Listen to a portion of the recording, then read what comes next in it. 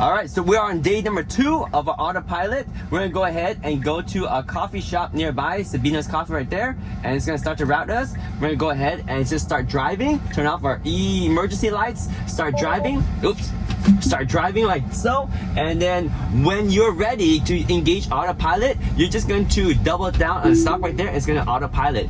Now, we already know from yesterday's experience that the autopilot is not so good at speed bumps, and I'm sure it's gonna be the same way. We're just gonna get used to it, and there it does a full stop and it goes. So no hands right now, we're just letting the autopilot take care of its own thing, and we're gonna go right here. This is the next stop sign. So for this residential area, it's kind of interesting because there's a car behind us, and they're probably thinking, why are we taking so long for our stops? Because normally in this residential neighborhood, people go through, whoa, it just blasted through that stop sign. I mean, that speed bump. See, I didn't like that at all.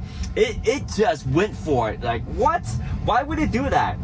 Alright, so I'm gonna go ahead and engage the autopilot again. No hands again. So yeah, that part I didn't like. For some reason, it sped up to the speed bump. Like, why would you even do that? Anyway, right now it's checking, it's clear, it engages by itself, perfect. Now we're gonna go to the speed bump right here. Again, it's too fast. See, I gotta slow it down. I have to slow it down. So again, the speed bumps in our neighborhood, it hasn't been mapped yet. I guess we can train it by slowing down so often, or we can push the disengagement right here and report it to Tesla so that they know. But yeah, that part I just don't like, because these speed bumps are supposed to slow you down, and the Tesla takes it like it's nothing. But anyway, we're gonna go back to autopilot right now and let it do its thing. There we go. We're gonna let it go, and it is on its way. So pretty smooth. It's doing about 36 miles right here. We gave it a 1% increment to go over the speed limit, and there we go. So right now we're gonna go get some coffee and let it do its thing. So for smooth roads like this, not a problem. And it's gonna transition over here. And so far, I actually haven't even applied any force to the steering wheel. It's going to probably bug me in just a little bit. And when it does, oh, also, I forgot to mention, we can clear out all this map area by sliding this over here. And now we have a big view, and we can see all the stuff, like the cars parked there, this car turning over there, and the cars passing. We can move this down here, or move it anywhere that doesn't get in the way. So there we go. This is probably nice right here. So that way I can see this. If I had this up here, it's okay too, but I kind of want to see this area. But then maybe, yeah, I'll put it down here for now. So this is the side mirror that's engaging. And one thing I noticed is that it does leave a lot of space between the car in front of it and back. And I think that's because of this setting that we have over here, the autopilot setting.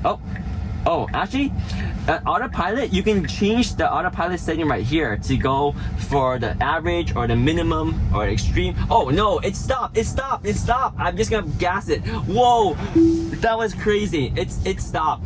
It stopped midway in traffic, and the light turned yellow and it didn't know what to do. So I just had to gas it.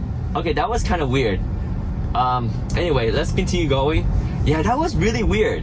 I don't know what would happen if I just let it go. Maybe next time I will just let it go to see how it progresses through. Because I got some comments in the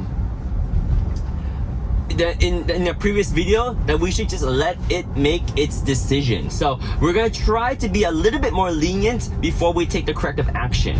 But what?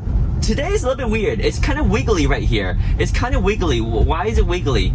It's supposed to take this lane right here. It's hesitating. Why? Why are you hesitating? Just go up there.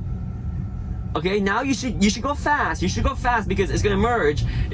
Oh my god, I'm gonna take over again. Because if you don't go fast there, that car is going to get in your way.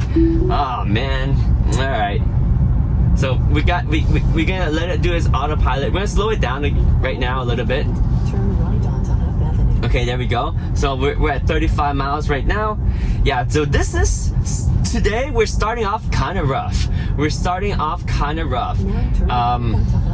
The same roads we took yesterday, but today it's being a little bit different.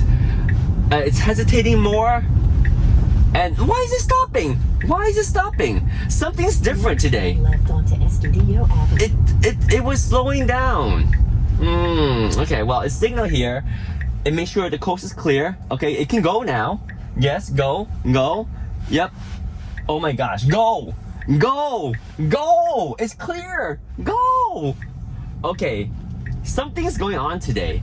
It's not taking the action it should have, and it's slowing down again. So today, I feel like it's not as good as yesterday.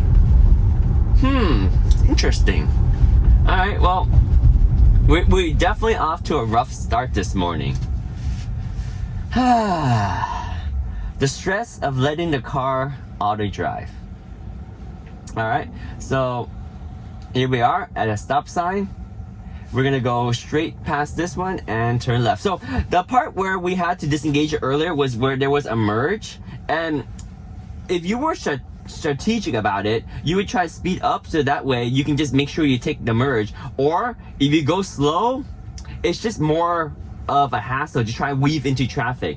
But I guess it takes the more relaxed approach and just kind of aggressively goes in as it doesn't speed up.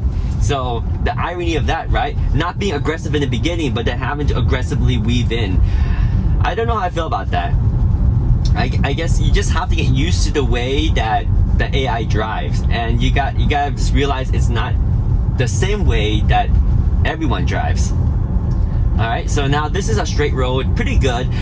It's always monitoring for like pedestrians or objects or cars backing out. That's good. Like if a car kind of jets out, oh, here we need to apply slight force. I can just push up and down the volume, and that also eliminates the nagging, so that helps. Because sometimes just grabbing the steering wheel, and I learned last time that when I grab the steering wheel and I apply too much force, it actually takes me off autopilot. So that was one of the things that got the car to stop when I was midway in the turn, so that was not good. Also, another thing I learned from reviewing the footage from yesterday was, okay, so this is another problem. It stopped here, it's not supposed to stop. That's where it's not supposed to stop.